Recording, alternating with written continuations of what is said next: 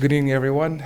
First, Ambassador Mansour Abu Hol regrets that he cannot be here today, so he apologizes for not being able to come. And I am definitely reading a speech that is not his. Good evening, ladies and gentlemen. Thank you for taking the time to join us here this evening at the Embassy to support an important initiative, the Abu Dhabi Music and Arts Foundation Art at Embassies program. The work carried out by the foundation since its founding has been hugely important for demonstrating the UAE's commitment to culture and art, and continues to position the Emirates as a leading hub for culture and artistic excellence. The UAE has such deep history of artistic talent, and it is important to continue to remind ourselves of this history, coupled with showcasing all that our talented artists are creating in the present day. The Embassy has hosted the Abu Dhabi Music and Arts Foundation in the past, and we are proud to host such an empowering event again. The work done by the foundation in uniting diverse voices, strengthening cultural ties between the UAE and the UK, and acting as esteemed cultural ambassadors for the whole Emirates is something I am pleased to support. As a diplomat, one of the best parts of this role is engaging with the highest level of talented Emiratis across a range of industries and fields, and culture is one of those. The United Arab Emirates is a nurturing ground for creativity and artistic expression, with a proud history of fostering talent and embracing our diversity and empowering cultural champion. Today, I am proud to host 3 artists who represent the best of Emirati culture and play an instrumental role in fostering closer cultural exchange between the UAE and our friends in the United Kingdom and beyond. These artists are an inspiration to all young, aspiring Emirati talent, and they serve a crucial role as storytellers of the Emirates' cultural vision, intertwined with historical influences. They are building a legacy that will inspire the next generation and give more weight to Emirati voices in global conversations about what it is possible within that artistic field. And so, I thank you all for your attendance this evening. It demonstrates the close relationship between the United Kingdom and the United Arab Emirates, and I hope tonight's discussion will teach us the values of UAE's cultural impact in the UK and of the continued cultural exchange between our two countries. We will now hear from Her Excellency Huda Al Kanoo in Abu Dhabi, who will tell us more about the work of the foundation and the excellent artists we have speaking for tonight's event. Thank you. Your Excellencies, ladies and gentlemen, dear friends, greetings from Abu Dhabi.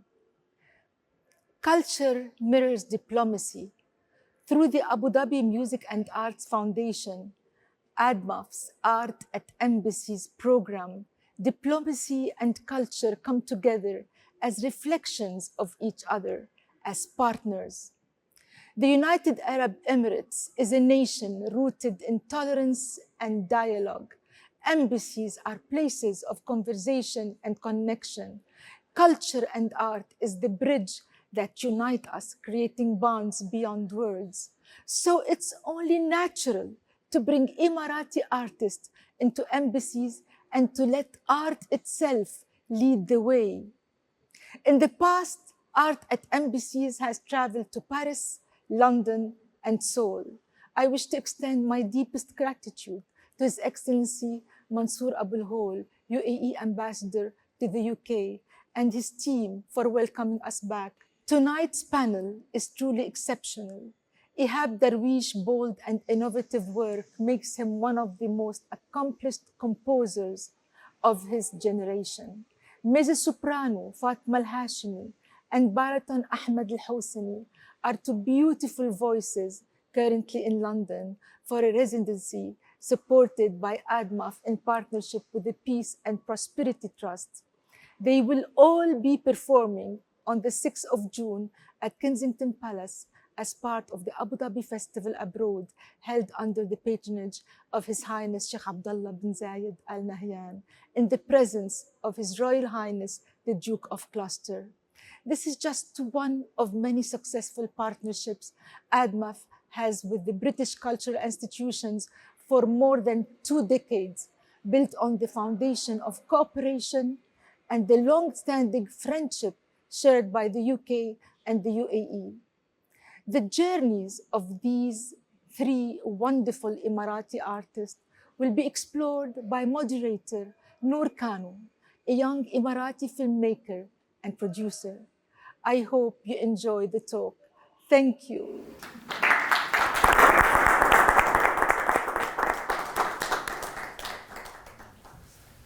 Good evening, everyone. Thank you to ADMAF and to the UAE Embassy to the UK for organizing this panel today. I'm Noor Kanoo, in the flesh.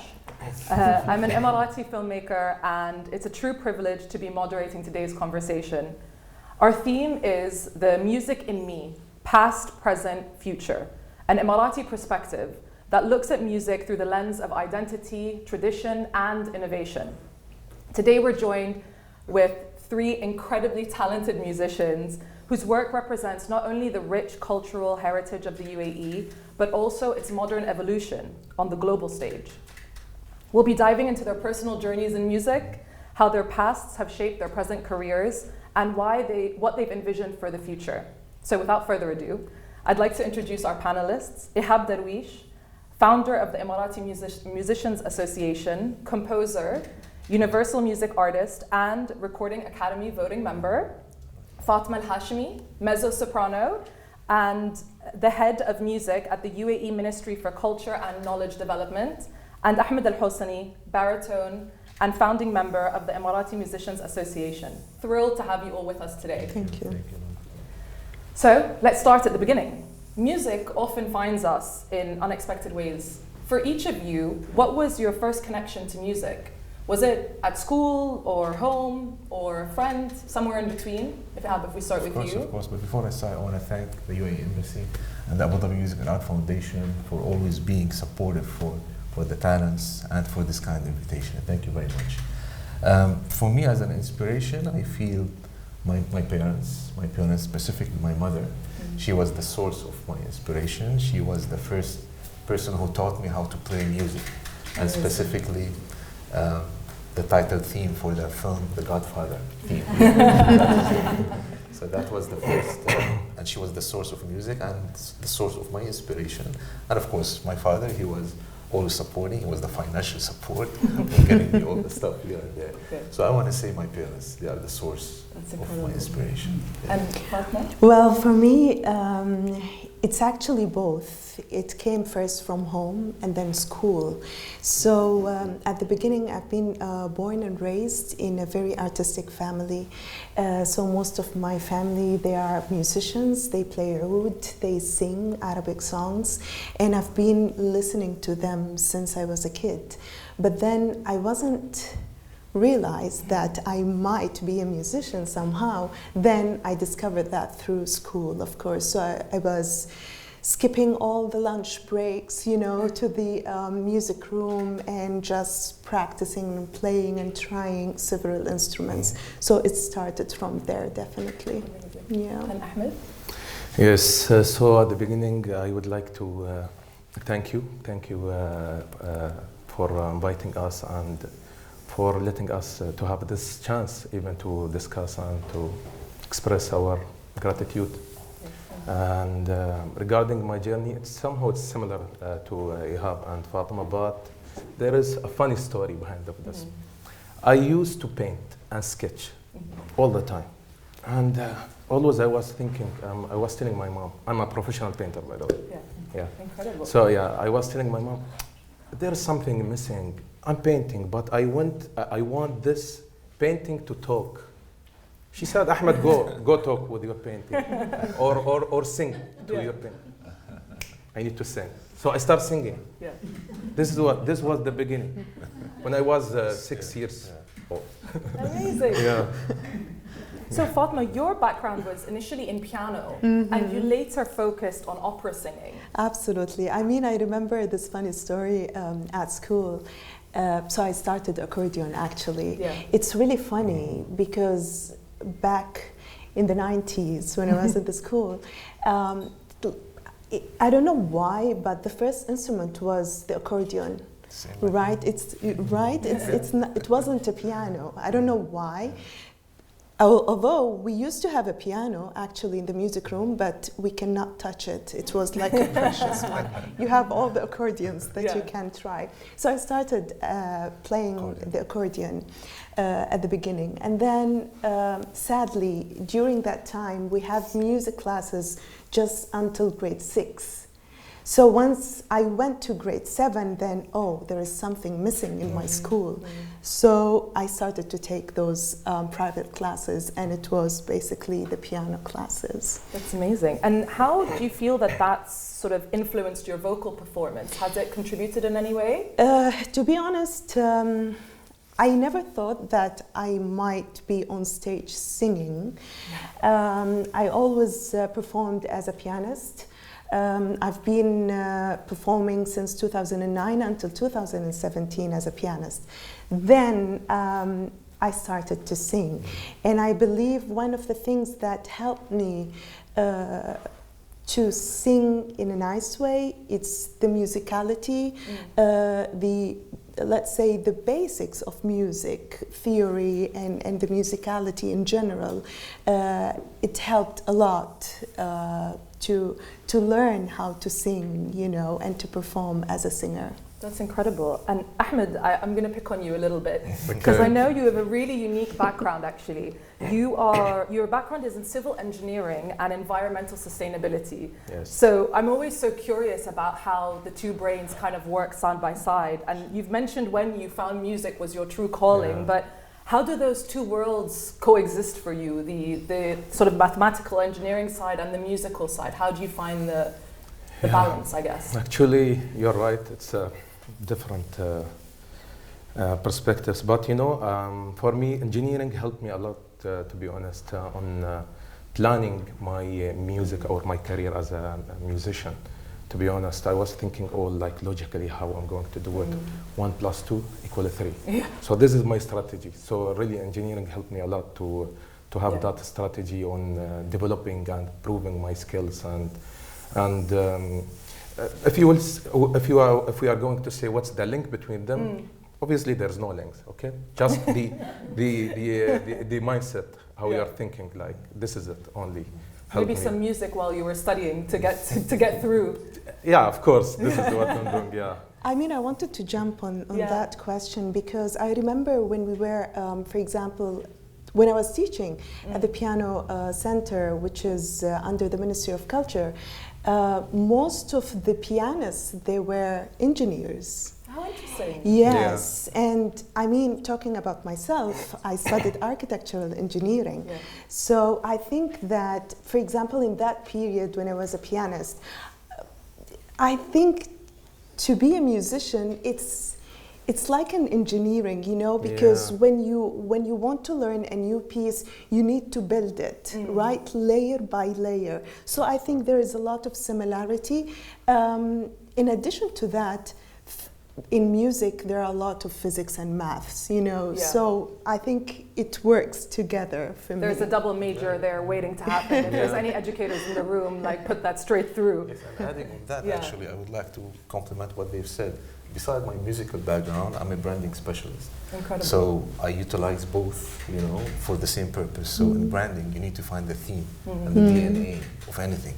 Similarly, in music, you need to find the theme and the DNA of your composition. Yeah. So from visual and sonic perspective, they work, really they blend well. very well. It's so great to hear about that, and sort of finding balance, I think, can be a little bit tricky sometimes, and maybe it comes with its own challenges, and I think as artists, we sort of face our own challenges. As we're looking at your past, what were some early obstacles that you each faced or potentially encountered in the ever-changing social environment that is the UAE, and how did you manage to push through them? Ihab, if we can start with you. Okay, from early stages, I can say the challenges, previously in the UAE, we consider music more like a hobby rather than being a professional career. So this is the mindset of our parents, So, okay, you want to be a musician? No, you need to study something else, and you can consider music as your second, let's say, career. So that was something that I feel if I can go back in time and I focus, from early stages on music, on that would be great. So this is like one of the challenges that I feel, maybe the culture and maybe the mindset, having the music as a second kind of, rather than a hobby. Well, I think for me, it's the education that we are missing there. I mean, if we have the degree, the music degree back at the time, I'll be studying music, not architecture, engineering, right? So I think this is something that we are missing, and I'm really glad that this year we're going to have the first music degree in the UAE. Sharjah performing. Yes. It's incredible. Yes. Ahmed, do you have anything you'd like to add as well? Yeah, actually, it is also interesting to see the similarity between all of us. And the obstacles, the culture, I think, the family somehow, maybe they think that you cannot live from music, or you cannot gain what they think. So basically this was the issue at the early stages. But after that, with the development, with the general things that are happening in UAE, all of these things changed, and now we can see that more support, more awareness as well from the families, from the community itself. I mean, I think you three are a testament to that, right? To sort of overcoming that initial fear and the challenge and perhaps the lack of understanding and getting to the bridge that we are now to be able to sit here and sort of talk about it from this perspective. Were there any local pioneers or influences that were regional who really helped you to push into this career despite potentially what those setbacks might have been? Now for me, I always got inspired by film music, and when I see these big artists or big film composers, these are like my big inspirations. And I feel whenever I see a movie or I get attached to this music, it makes me more willing to continue this career path. Oh, that's amazing. Well, for me, it's always my father.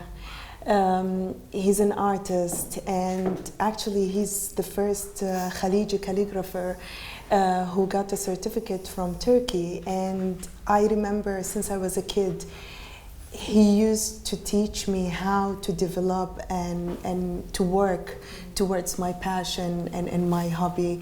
And he taught me that my passion is going to be my career in the future. Oh, that's amazing. Yeah. Ahmed, anyone inspiring with you? For me, I think at the beginning I was like just excited to follow. Be a part of it.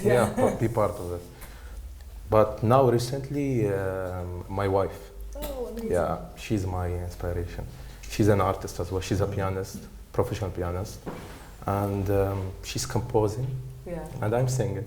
It's amazing. You have music in the household. That's you incredible. didn't share that. No, I didn't share that. This is the first time that I announced this. So if we segue from your past and start looking at your careers today, I would say it's a very exciting time to be an Emirati musician with so much going on locally and globally. What does it mean to each of you to be an Emirati musician today and to stand in that ethos? I feel being an Emirati, an Emirati composer, it's like you're being an ambassador. Ambassador to your country. You need to carry a message which is from the visionary leaders, from our visionary leaders, a message of coexistence, a message of peace, of love, of tolerance. That's what they taught us, and this is what I try even to convey in my music, to try to compose, pieces that has the same meanings.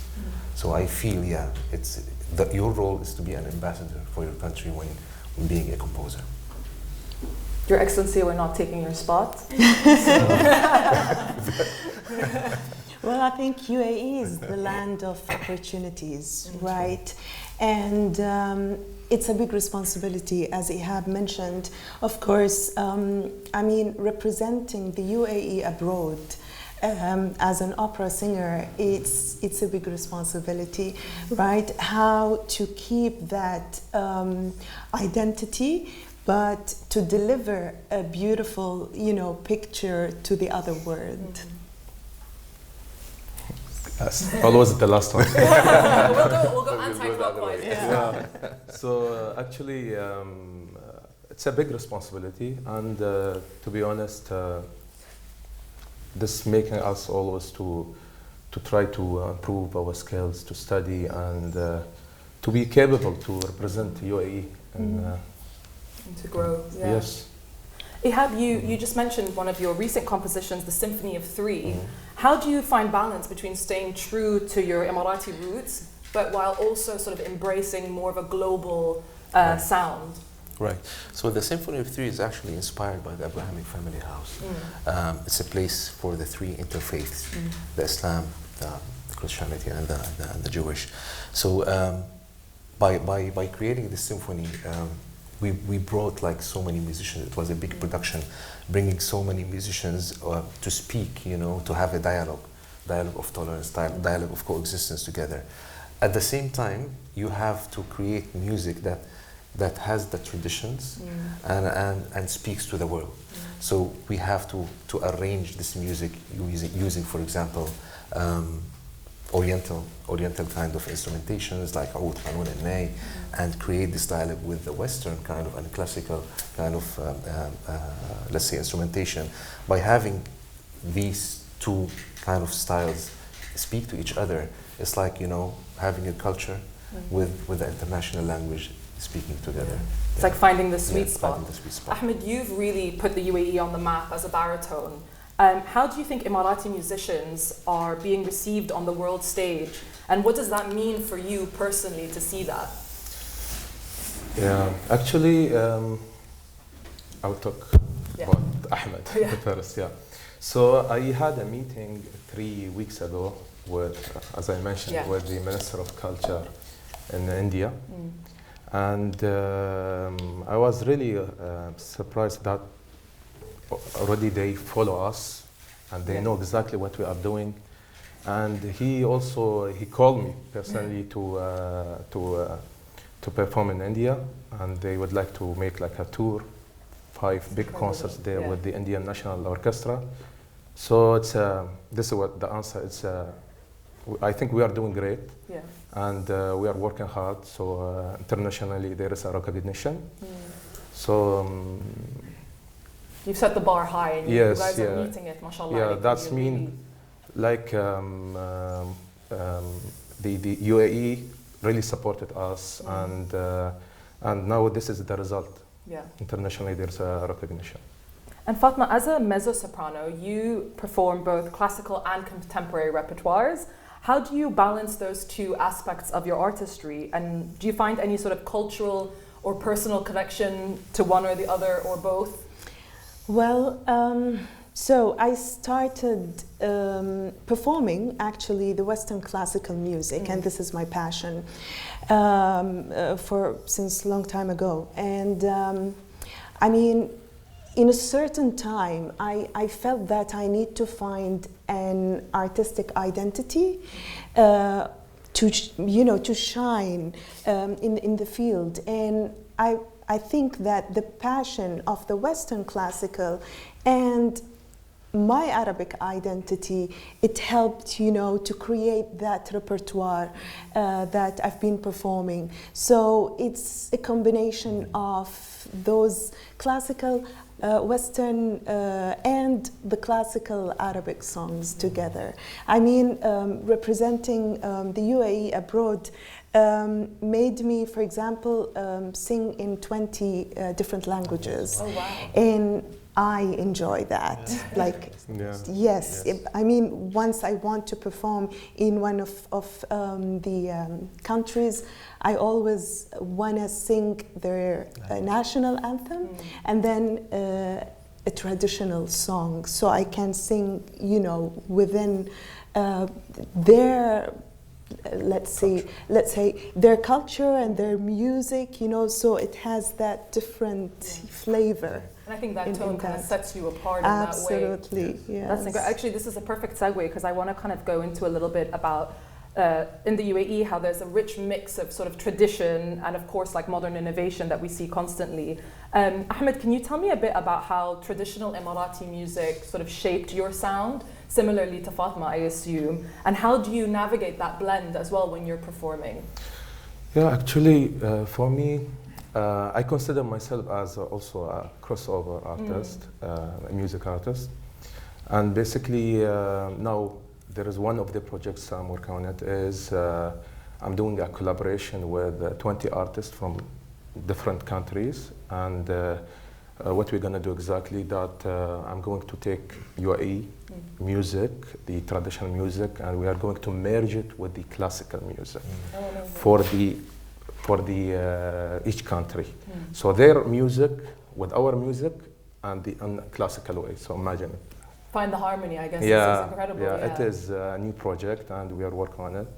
And inshallah soon it will be released. Do either of you ever feel sort of torn between like the push and pull of sort of keeping within tradition, but also pushing boundaries and sort of, you know, finding innovation? I mean, you've just talked about sort of finding the harmony, but is there ever a moment where you feel like you're leaning too far to one way or the other? For me, I think living in the UAE made us know different cultures. We are living in a country of more than 200 nationalities. So we've learned all the cultures, we've learned even different music genres. Yeah. And beside our, you know, knowing the Emirati, you know, music culture and whatever. So I feel there's a balance. I always feel there's a balance. This mixture creates something very unique. So sometimes you have to create like sort of a fusion in styles when it comes to, for example, for me, when I compose, I keep the originality of the Emirati music, but I infuse it with a little bit different kind of styles to make it more understandable for, let's say, for the international audience. Yeah. So it's a balance between both. I would like to ask something as well. Basically, Noor, it's not just a music. Even us, how we look on stage internationally, we are representing our countries, either with abaya or kandura. Like people, they come to us and ask, "Wow, you're from UAE." They know. So it's basically a package, full package. Yeah. So you never sort of feel that push and pull. You feel that you kind of live in equilibrium a little bit, which is quite beautiful, I think. Absolutely. So Ahmed and Fatima, with your performing, how do you find balance and sort of have space for personal flexibility within such a structured form like classical opera singing? I can't imagine that there's too much wiggle room if you're singing in Italian, for example. Fatima, go ahead. Sorry. Fatima, go ahead. We're getting into the meat now. But elaborate more. So I'm curious, like when you're performing, do you ever have flexibility in terms of how you're able to deliver? Are there maestros perhaps that give you a bit of space to, or is it indicative to the performance particularly? Okay, it has two sides actually. So for example, if I'm going to perform with other artists and there is an orchestra, there is a conductor, so then I have to follow the conductor because they have a vision, right? A certain vision that we need to follow or to collaborate, to use the correct word, maestro. Otherwise, if it's, for example, my own recital, right, then I have the freedom, right, to deliver the concert or the program in general. So yes, there is a balance, right? It depends on how or which type of concert. I think we can sort of segue a little bit into what kind of innovation has brought out in all of you and how it's sort of helped you. So I want to start, Ihab, and I want to ask you, when it comes to innovation and the rise in new technologies, social media, this idea of owning your platforms and being able to put out your distribution straight away, do you find that it's made your practice, it's had an impact in your practice, especially from a composition perspective? Right. Has it made things easier, made things harder, made things kind of gray and in the confused perhaps? Right. Okay, so there's a thin line here. Yeah. So when it comes to, let's say, AI, speaking about AI, now we know that there are software that they can create music for everyone. And this is dangerous for the composer, I feel, you know. I would never tap into this. So when it comes to me, I utilize the AI, or I utilize the technology to complement my production. Like, just to give you an example, I would like to deliver a demonstration, a demo song, let's say, for a client. And I would like to use, let's say, 20 or 30 session or let's say choir, let's say, right? I will use AI to create for me this kind of support rather than bringing the 20 or the 30. So the AI can be trained to create different voices and you can create a choir out of that. Beside the technology for music production, I use it a lot using the virtual instruments, to help me really imagine, the sounds before it goes to production. So this is really useful. You'll be able to imagine all the sounds, every single aspect of it. Not, of course, like a human, but at least it gives you the full vision how the music can come to life.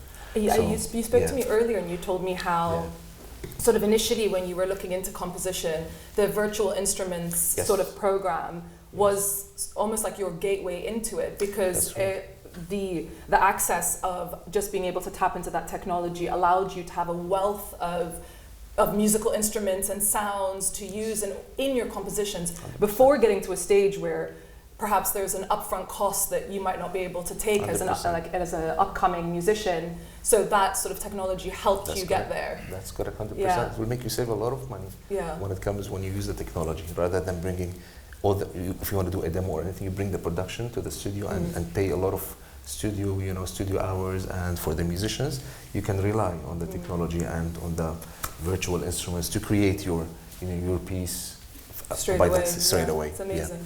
And Ahmed, you mentioned to me earlier today about how sort of social media and building your audience a little bit, and you said sort of this experience that you've had recently in India, and how you were amazed to find that you have such a big following coming from a part of the world that you would have necessarily not assumed to be kind of your target audience. Can you talk to us a little bit about what that experience has been like?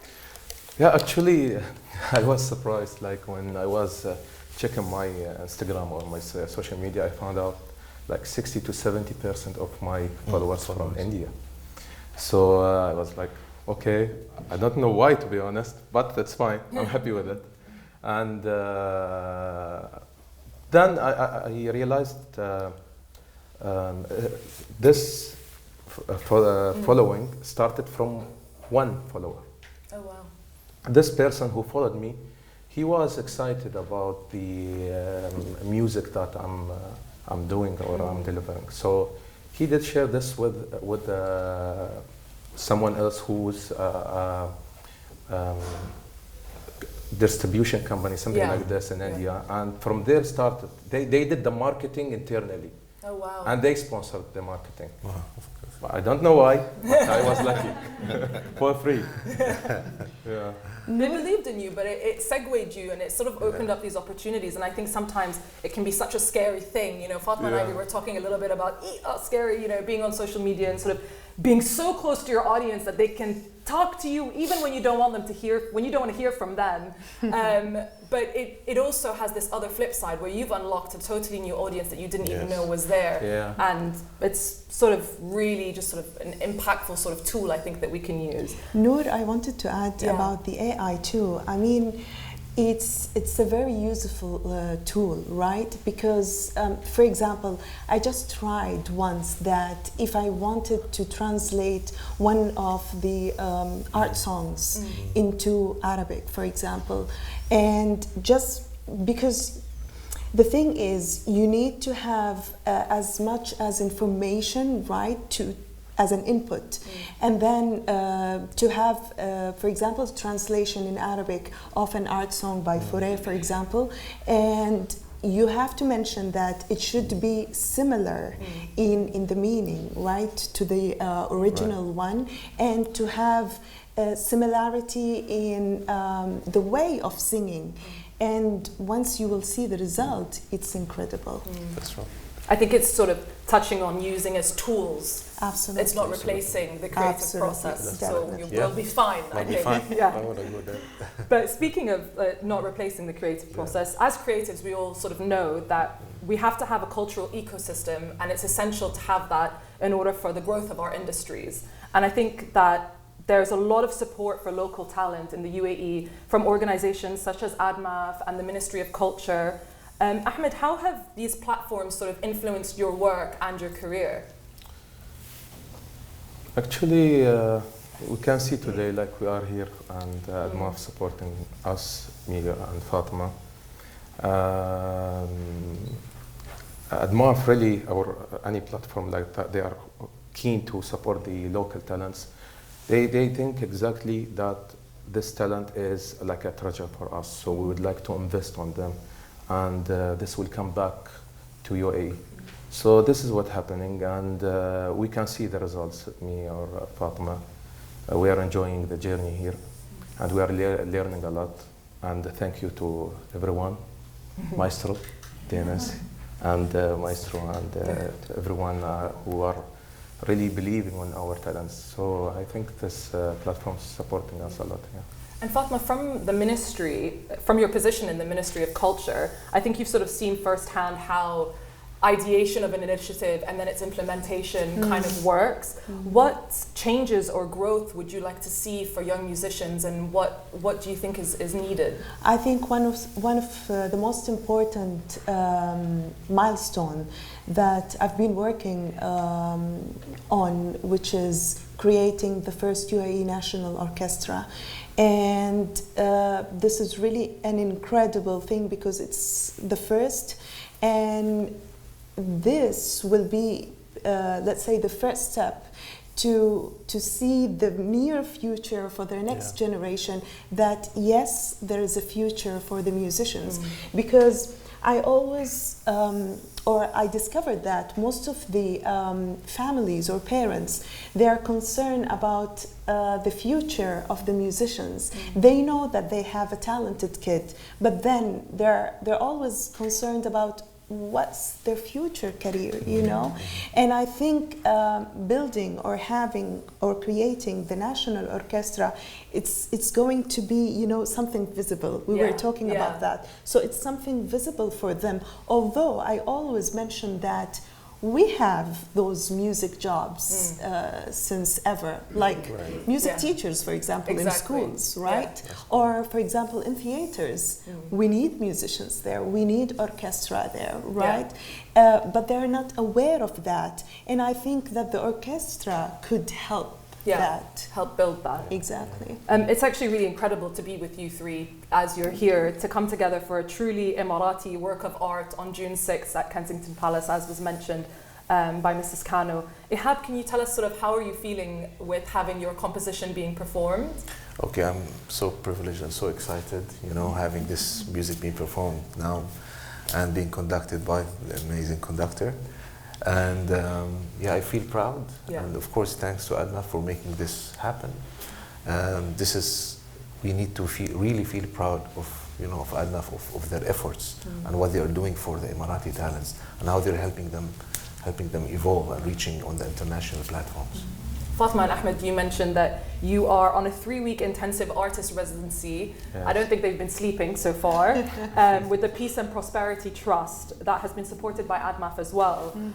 Can you tell us a bit about what the experience has been like? What have you gained, and has it impacted and elevated your artistry both as an artist and also as a profession? Go ahead. Okay. Ladies first. Well, starting from those intensive classes, talking about the techniques in singing or in opera, till how to create the future jobs. For example, we had an amazing session with the baritone Julian, and we've been asking him about his own career and how he started and how is the field. You know, is it better to work on a full production of opera, for example, or to be a recitalist? So, you know, discovering the field even here in Europe or in the UK. In addition to that, of course, we've been, and we're going to have, of course, because we just started the courses, but we're going to have, we had some sessions for the language in Italian, and we're going to have in French too. And of course, in addition to that, we're going to have some sessions with the maestro working on the program itself, with the duets, learning new pieces. So we're really excited. So intensive was the right word. Absolutely. Yes. But fun. But we are enjoying, to be honest. It's really fun. Yes. That's great.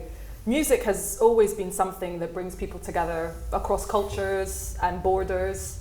Looking ahead, how do you see music evolving in the UAE over the next 10 or 20 years?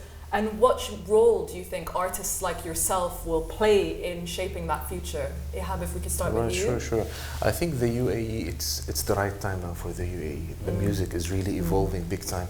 We can see the full ecosystem getting shaped, putting in shape, starting from education. We have the university now, we have a degree, we have the National Orchestra, as Fatima mentioned, we have the protecting the musicians' rights. We founded now the association that is handling now the collective society kind of protecting the rights for musicians, beside many other initiatives that help talents to rise. ADMAF's role, the Ministry of Culture, DCT, so there's a lot of organizations that are helping in shaping the music, and they are allowing even associations to open, such our association, the Emirati Association that we already established. So I can see that this is the right time, the right time for any talent or musician to rise, because the UAE is really investing in music and preparing, the full ecosystem to rise. Yeah. Ahmed, what do you envision for the next generation of Emirati singers? For young Ahmed, what for do you young envision Ahmed? for him? Yeah.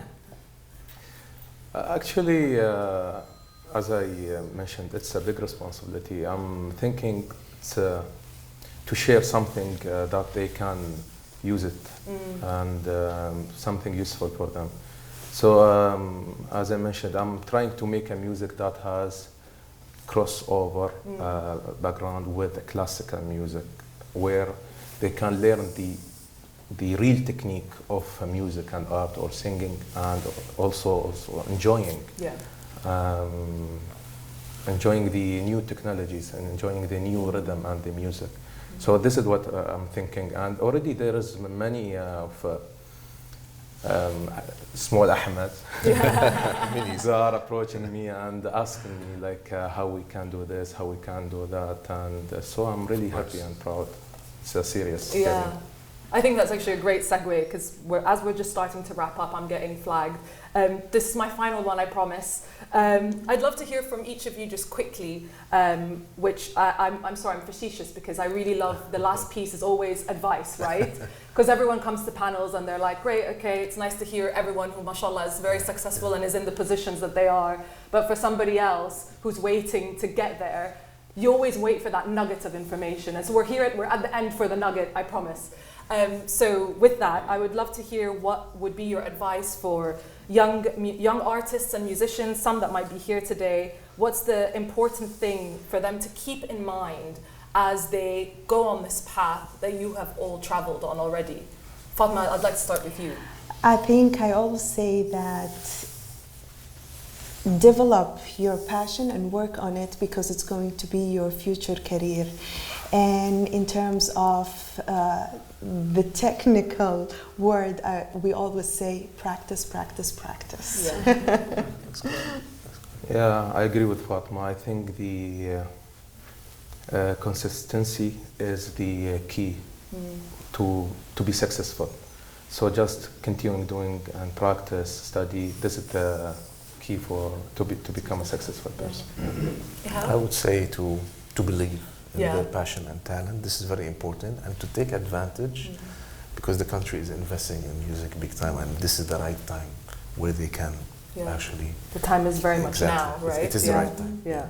I'd like to thank you all for being here, and also for sharing your personal stories, insights, and reflections today. I'm sure I speak for everyone when I say your experiences and the work that you've done is truly inspirational. So thank you for that. Thank you. I'll now open the floor to some questions for the audience, but may I ask that they are questions or not statements? As long as they end with a question mark, that would be great. So we have about 5 or 10 minutes to go around, so please. Hi, my name is Rahana. I'm from the British Council here in London, and actually I spent a fair amount of time living and working in Abu Dhabi. So first of all, it's fantastic to have you here in the UK. So my question is about artistic and creative thinking and inspiration. So you're here for 3 weeks, you're immersed in the culture of the UK. So could you maybe share with us any spark of inspiration, anything that you might have seen or any place that you might have been that has given you maybe an idea for a piece of music you might do in the future, or just the nugget of a kind of the kernel of a new piece or some sort of inspiration? Well, definitely. I think once we just walk in, right in London Street, we can see all those musicals posters there. We can see the museums there. So I think it's a lot of rich, arts in there that inspires us to work on ourselves. Of course, I cannot mention, let's say, a certain piece that I want to work on, but it's an inspiration place, to be honest, to be in. Yeah, I think London is a very iconic and has a very strong identity. So if you even walk on the street, talk to people, see everything around you, it gives you a lot of inspirations. I can compose like 1 million of pieces, by just walking, in London. So I feel the identity of the city, it's really unique and different than any other city. Yeah. Yeah, I think just by being here in London, it's a great recognition for us as an artist. Like we feel like here we are in London. Yeah.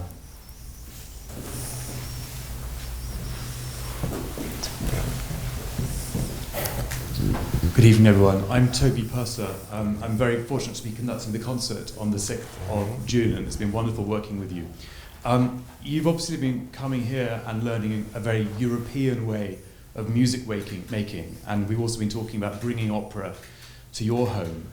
Is there a part of your own culture, especially your musical culture, which actually you feel we could learn from, and which is something which maybe even musically we could grow from knowing more about? Go ahead, you're the singer. Talking about that from a classical Western, performer, I believe there is the part of the Arabic music.